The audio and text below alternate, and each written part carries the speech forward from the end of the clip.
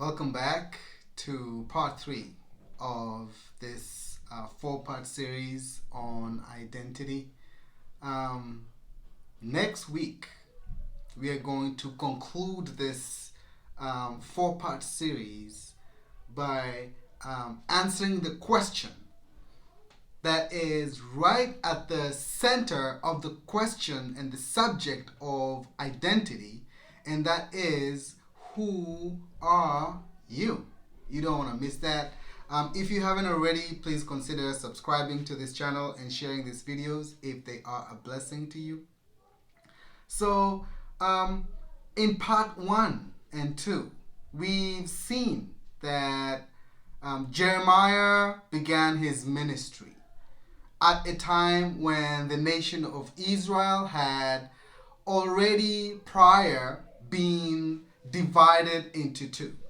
This was as a consequence of the foolishness of a king by the name of Rehoboam, who we know to be King Solomon's son.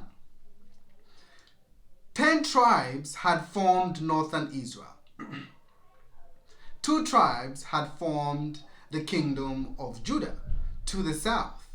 And it is a historical fact that most kings after King Rehoboam, who ruled northern Israel, the 10 tribes, and the kingdom of Judah, the 2 tribes, were evil, wicked men who presided over the idolatry and the depravity and the descent into darkness of the nation of Israel. And we've seen in parts 1 and 2 that as a consequence of the rejection of God of this people, a nation by the name of the Assyrians invaded northern Israel, took captives the 10 tribes to Assyria, and so began what is known in history as the 10 lost tribes of Israel.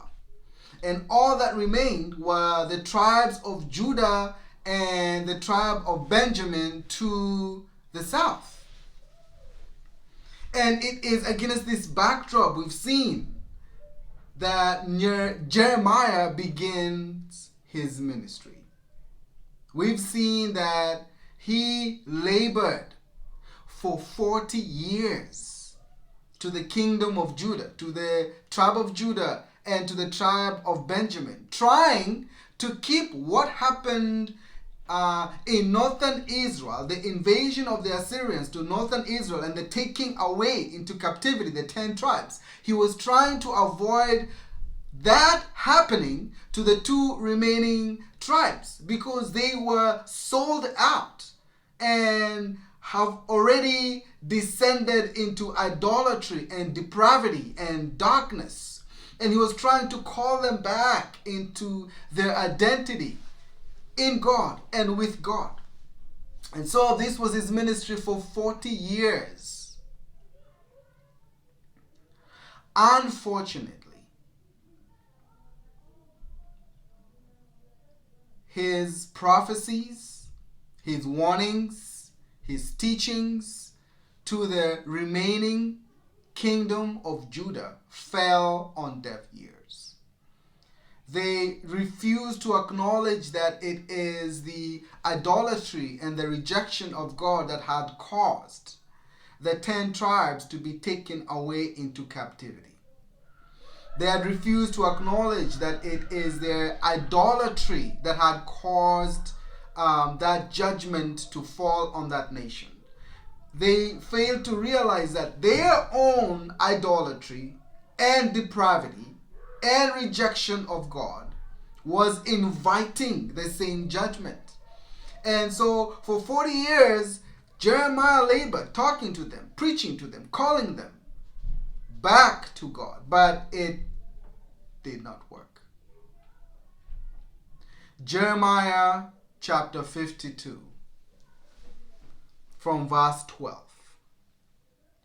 Now in the 5th month, on the 10th day of the month, which was the 19th year of King Nebuchadnezzar, king of Babylon, Nebuzaradan, the captain of the guard, who served the king of Babylon, came to Jerusalem.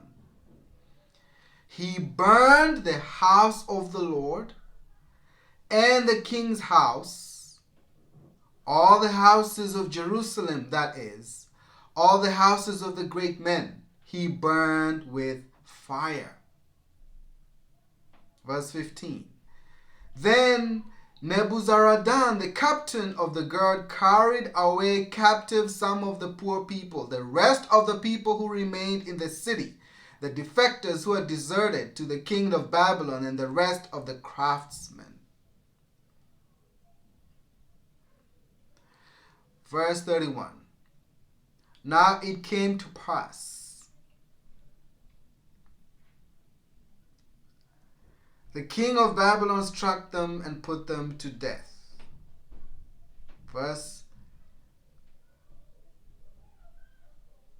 28 earlier.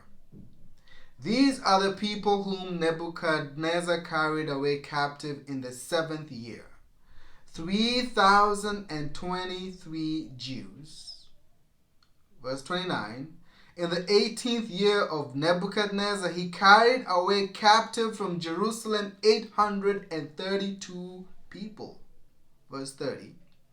In the 23rd year of Nebuchadnezzar, Nebuzaradan, the captain of the guard, carried away captive of the Jews 745 persons. All persons were 4,600. All taken captive to Babylon.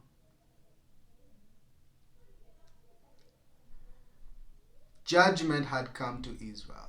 Now the entire nation was in captivity. The 10 tribes were in captivity in Assyria. The 2 tribes are now carried into captivity into Babylon. And now the land lay devastated, desolate, empty. God's people were spread out across the world, away from the land, away from their people, families broken apart and devastated as a result, a consequence of the rejection of God. It's interesting that earlier the Psalms had prophesied of what would be the state of mind of the children of Israel once they got to captivity. And it shows us what happened to them when they got there. Listen, this is what it says in the Psalms 137. By the rivers of Babylon. This is a Psalms looking ahead prophetically to the days of Jeremiah. And this is what happened to them, that by the rivers of Babylon, there they were slaves. There they sat down, and there they wept. Why did they weep? When they remembered Zion. Zion is the other name for Israel.